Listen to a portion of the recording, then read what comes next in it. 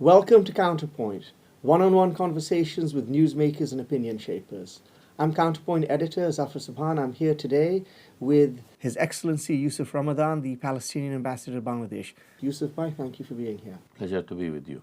Now, what brings you to the studio today is that later on this evening at the Palestinian Embassy, I'm looking forward to a screening of a documentary, a movie which you will be showing on Nakba Day, which was 9 days ago, May 15th.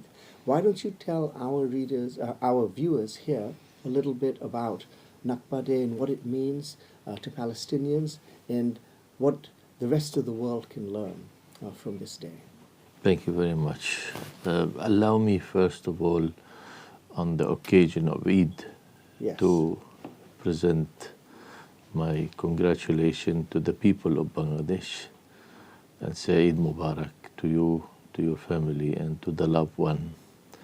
And inshallah, I hope that Bangladesh will continue to develop and to prosper, and the people of this country will enjoy a better and a better and a better life until they achieve their ultimate goal in living in a real condition, a condition free totally of poverty. Inshallah. Inshallah. For your brothers and sisters in Palestine, that's another issue. Yes, today on the 15th of May, it's the 78th anniversary of the Nakba Day, the catastrophe day, a day when the Palestinians lost everything they have, including their freedom, dignity, their homes, everything, their monies, their properties, and they became a refugees, and I am one of them standing in front of you. I am one of the Palestinian refugee who was born as a refugee and lived the last 64 years of my life as a refugee. And I don't know if I'm going to die as a refugee or I am going to die in Palestine. Well, you can always hope. So I have hope, yes, that inshallah we will be returning one day, and that will be very soon, inshallah. Yes, tonight we will be screening a movie related to Nakba Day to show the people how the Palestinian people suffered, how much suffered as a result of an international conspiracy. Unfortunately, it was headed, but this is a fact, by the United Kingdom then. Yes, at the time. Yeah, who orchestrated all this policy which led to the disaster of the Palestinian people. We try to remind our children, and they remind their children, what does Palestine mean to us? What does the land mean to us? And in the history of Palestine and Israel, if you can call it, I can't call it history because there was no history for Israel before 1948. People should understand that. So, but it was always the issue of demography and geography in Palestine, because when the Zionist organization planned to take Palestine as homeland for the Jewish people, they have orchestrated the theory that Palestine is a land without a people to a people without a land. Yes.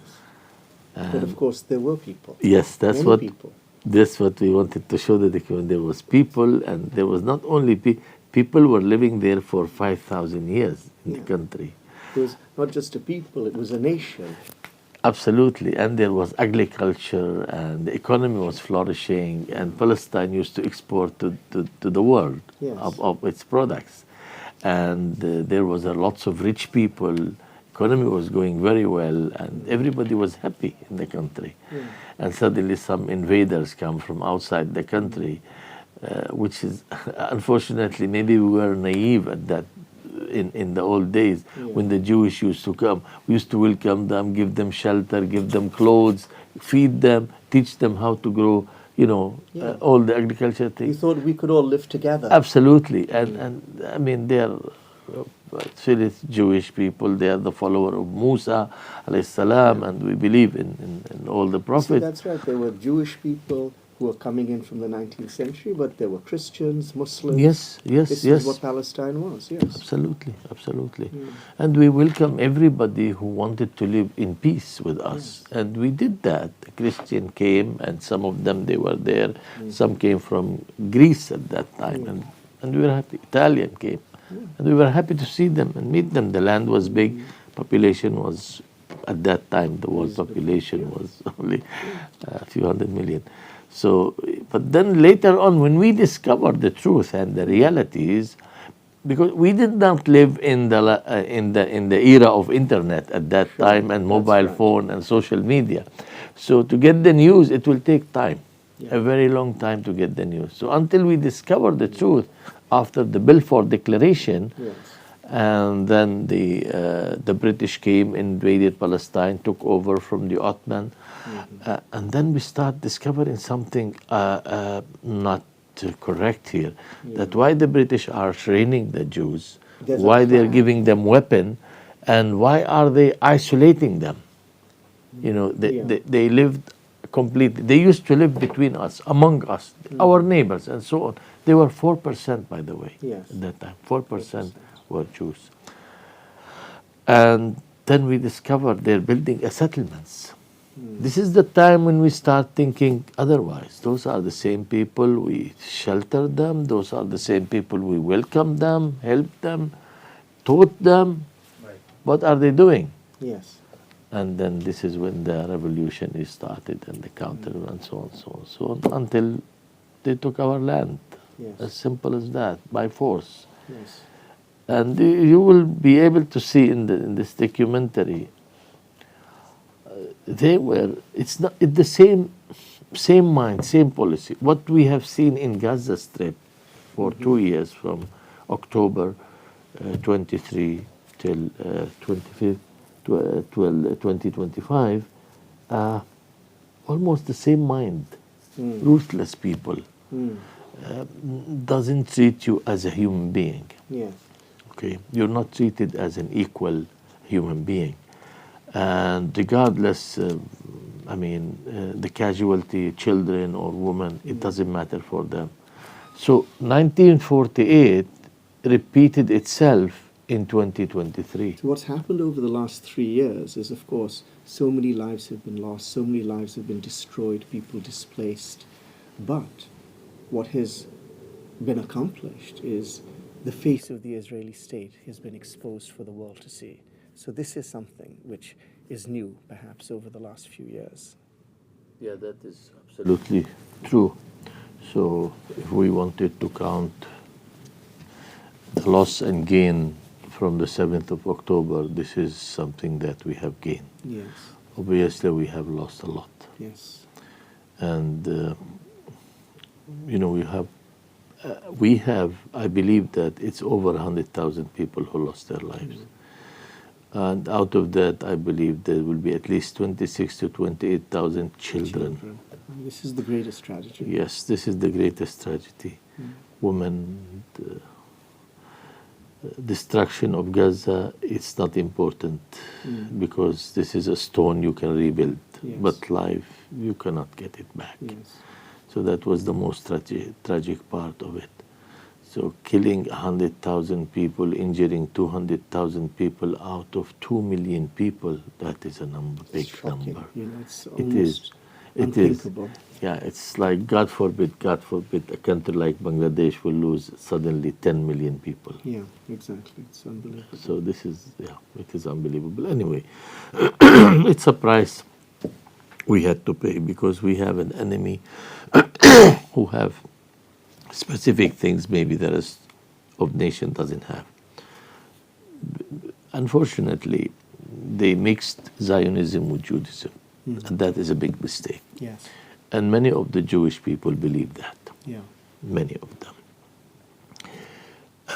When you mix good with bad, then you only see bad, you don't see good. This is how the system works, right? Yeah. As you say, a spoiled apple in a box, it will the whole box will be spoiled. And that's what the Zionists did from the middle of 20th century. And so far they have succeeded. Because today, if you look at the Israeli society, you have over 70 or 75% of the society are hardline society. No, it's true. I mean, Israel is fact. I remember there was a time when the notion that someone like Ariel Sharon could one day be the prime minister was an unthinkable idea. And then you have now someone like Netanyahu who makes Sharon look like a pussycat. This was unthinkable once upon a time. But on the other side, I think when it comes to the world, I remember I spent many years in the United States and many years in the UK. So the way public opinion has shifted in these countries in my lifetime, in the last 20 or 30 years, is quite dramatic. Yes, this is also.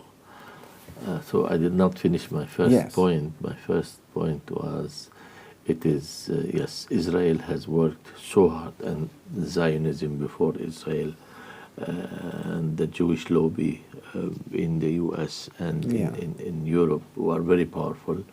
Everybody knows how powerful they are, especially in media. Yes. For the last over 100 years, it's their ideology is to present Israel as the weak lamb living in an atmosphere of wolves, and everybody wants to destroy Israel, get rid of Israel. Israel is the only democracy in this desert, Middle Eastern desert. We are savage people and so on, uncivilized and so on, so on. So there is a sympathy of the world with Israel. But then when October 7th came, then immediately Israel, I don't know why they have taken this. They've done this. This is a great mistake. Oh, it's in our benefit, this mistake, is that they showed the real face of Israel. But it's a mistake, but I don't think, I was not surprised, because I felt that something like this would happen, because they would show themselves. And I think, that... But that's more dangerous, actually. Oh, sure. That means they don't care about the rest of the world. Openly they're saying that. And since they are, impunity is there always for them. And that has to be guaranteed that always they will get this impunity with the support of the United States of America. Because I can see today the only friend in the world for Israel is USA. There's no other friend left. You name me a friend, there isn't. And even within the United States, things have changed. Yes, now you have pro-Palestinian members of Congress. You have Palestinian American members of Congress, which was unthinkable a few decades ago. The young people in America, if you go to any American college campus, the sentiment is strongly pro-Palestinian these days. The other thing, yes, I agree with you, but the other thing also, the Jewish people outside Israel are totally different from the Jewish people inside Israel. So the one inside Israel, after the 7th of October, they became more and more hardliner. But on the other side, in the rest of the world, from after the 7th of October, the Jewish people, they were shifting to the left side. Sure. Not anymore in the thing. So that's why even during the demonstration took place at the university campus in America, there was many Jews. Many Jewish kids, and of course, they were asked, and they're saying that most of the Jewish young generation, they disagree with Israel, and they disagree with the policy of Israel, and they're not supportive of Israel. So there is a shifting in every part of this structure. There is a big shift taking place, and all of those are not in favor of Israel. So today it's getting more and more things, because Israel is alongside fighting hand in hand with the American against Iran.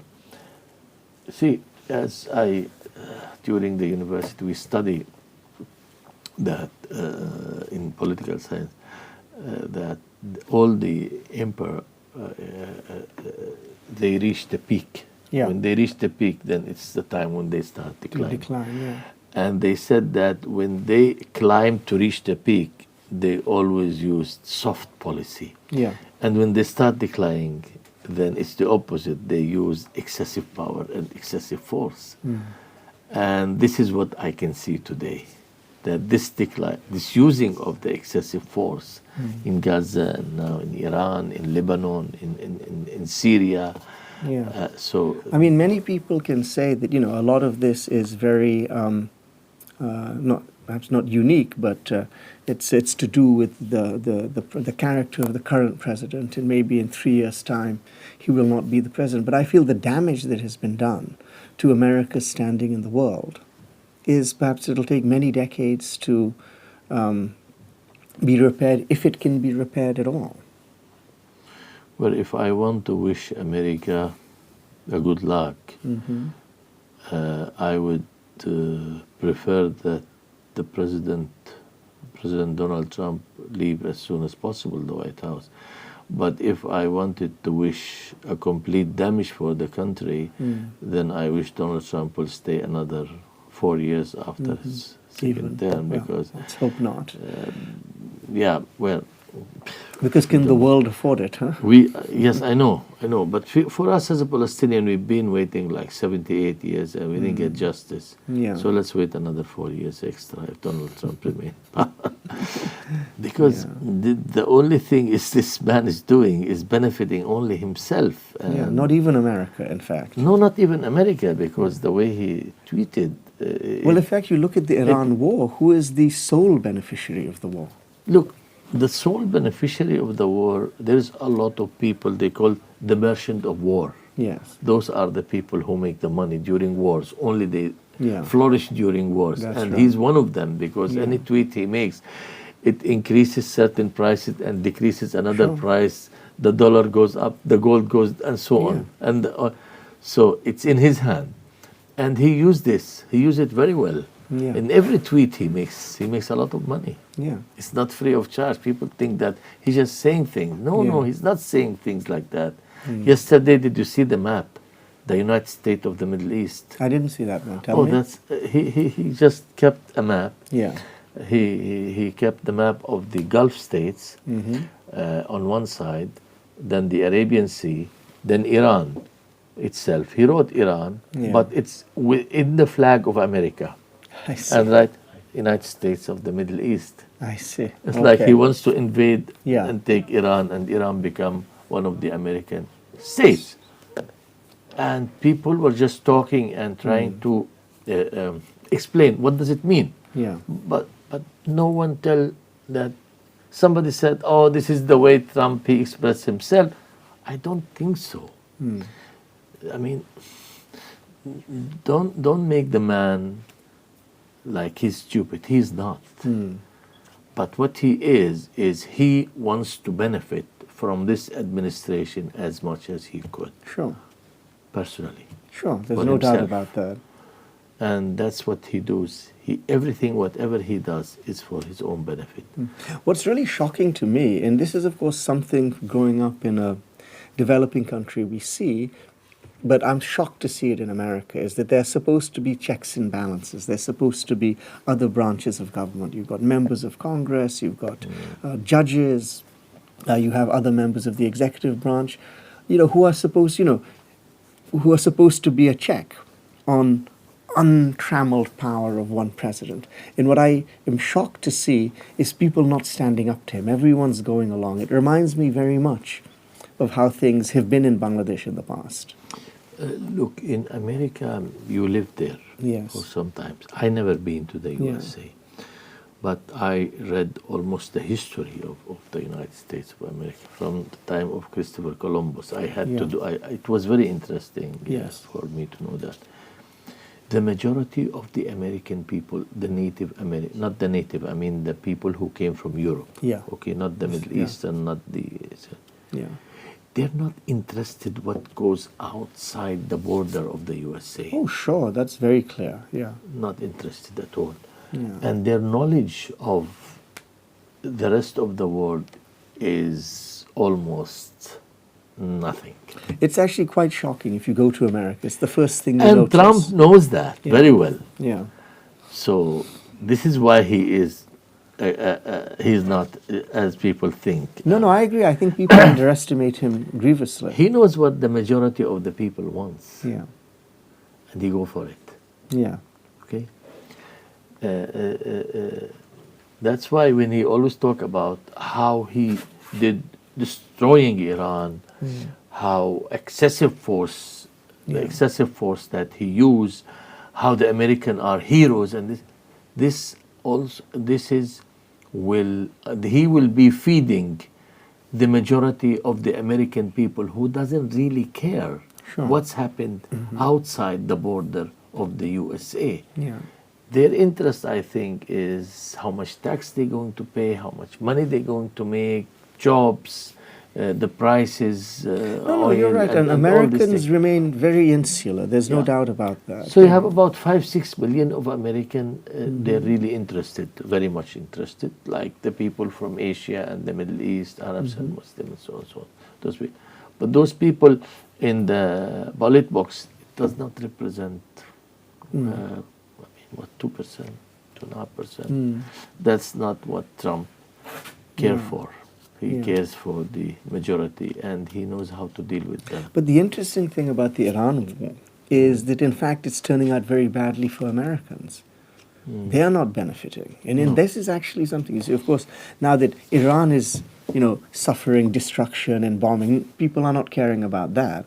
But they're also seeing that their price of the oil is going up. So that's the thing which people concern. If you look at the discourse in America, let's say the Vietnam War, they always talk about it's not the fact that 1 million Vietnamese were killed, but 60,000 Americans were killed. That's the issue. They always have to look at it through that perspective.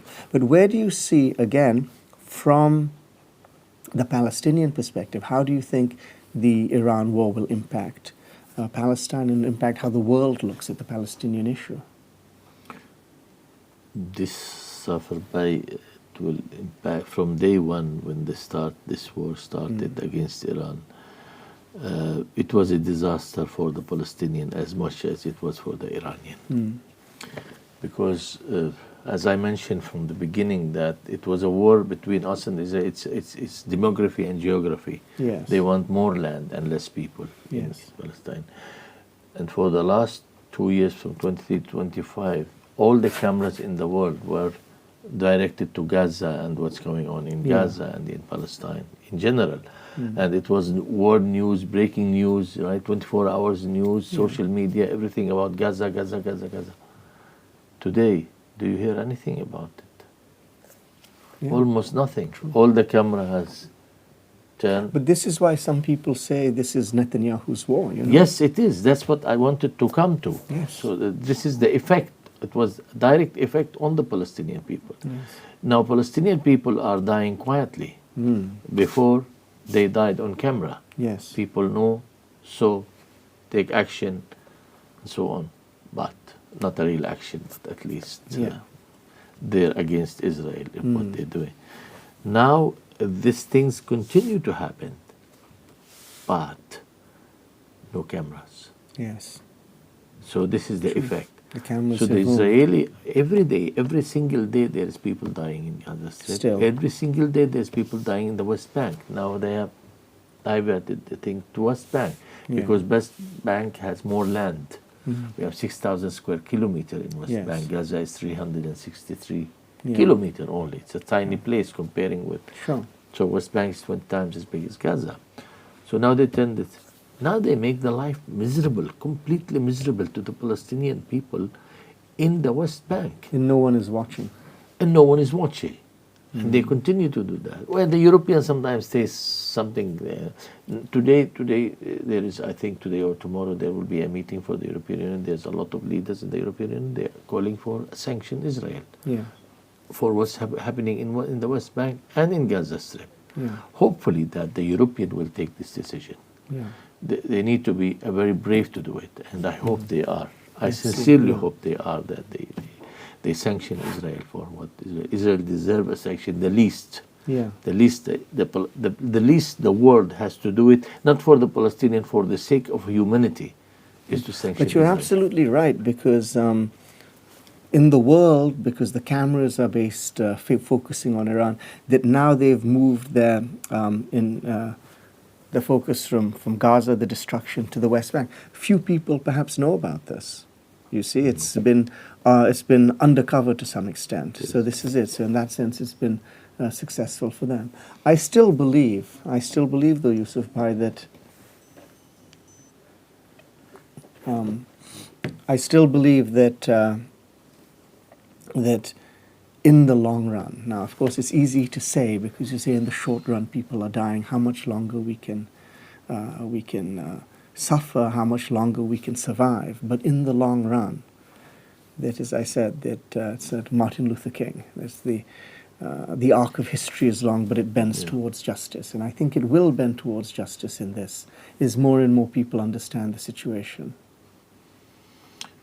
I think all the springs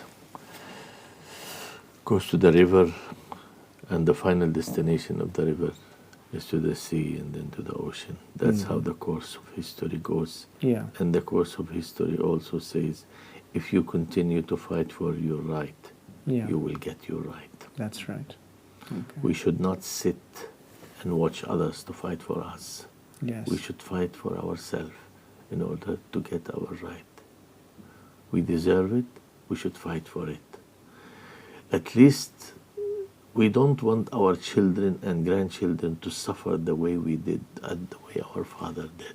It's 4 generations already, and all the 4 generations are suffering. They suffered, died, and then we continue to suffer. So we need to put an end for this suffering. In order to do that, we have to do some sacrifices. And that's why comes people like brotherly people like Bangladesh who, support the Palestinian people. I follow the group on the Counterpoint. Yes. They're amazing. I mean, when they talk about the issue, they're intellectual. Maybe they're living, some of them, they live abroad also. They don't even live here. But still yet, their heart goes to that direction. Yes, right? very much so. Because this is the heart of humanity. If you have a human heart, then that's where you go to automatically. Yeah. All right? It's a magnetic force, right? Well, yeah, no, absolutely. And I think Palestine has always had a friend in Bangladesh and always had a friend in the Bangladeshi people. And inshallah, as people learn more and more around the world about the Palestinian cause, about the suffering, that this is going to become a worldwide cause. It's becoming a worldwide cause. It is a worldwide. It is not becoming. It is already now a worldwide cause. But now, obviously, the Iran issue because its economy, and this is also, as you said, it's affecting America. The long run, the effect on the long run is going to be devastating, especially in the issue of agriculture, for example. It's going to be, we'll have a shortage of food after sometimes, big shortage of food. And this is when we feel the effect of it. This Hormuz Strait, nobody knew that it's so much important to the world. It is one of the most important aspect of life. Yeah. It's an artery of life.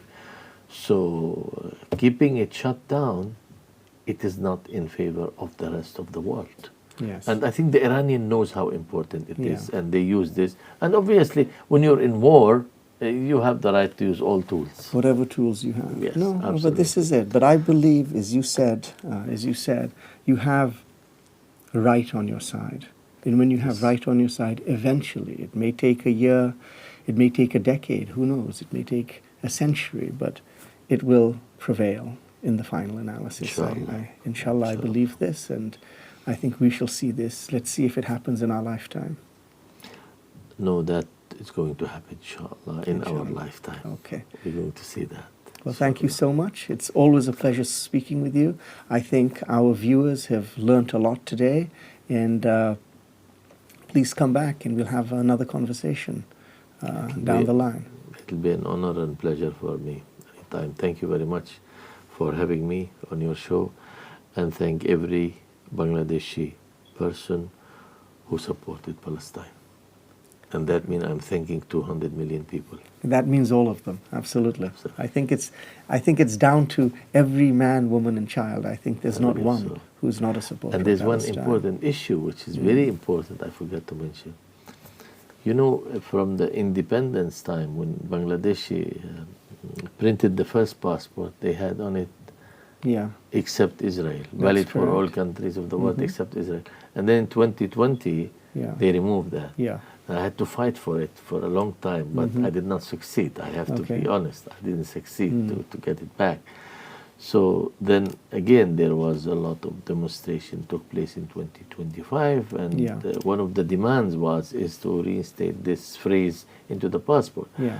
And I think on 7th of April, the interim government, they have decided that it will be added. But then it was, like forgotten for a long time. It was never implemented. Yeah. And then a few days ago, I heard that it came from higher up, a decision that it should be implemented on the thing. So this is great for the Palestinian people mainly. Good. Maybe for you, it means little, but for us, it means a lot. It means the world when a country comes, and just express its solidarity with us on their identity card, passport. Yeah. That means a lot for us. I'm glad you appreciate that. Of course, I do appreciate that, and my government and my people do that. And we need such kind of support at the time when we are suffering and the time we are fighting for justice and independence. Well, you'll always have the support of the Bangladeshi people. Yousef, thank you so much. Really pleasure. It's my pleasure. Thank you, brother. Thank you. And thank you for tuning in. This has been Counterpoint, 10 p.m. every Sunday on Bongo BD. Thank you.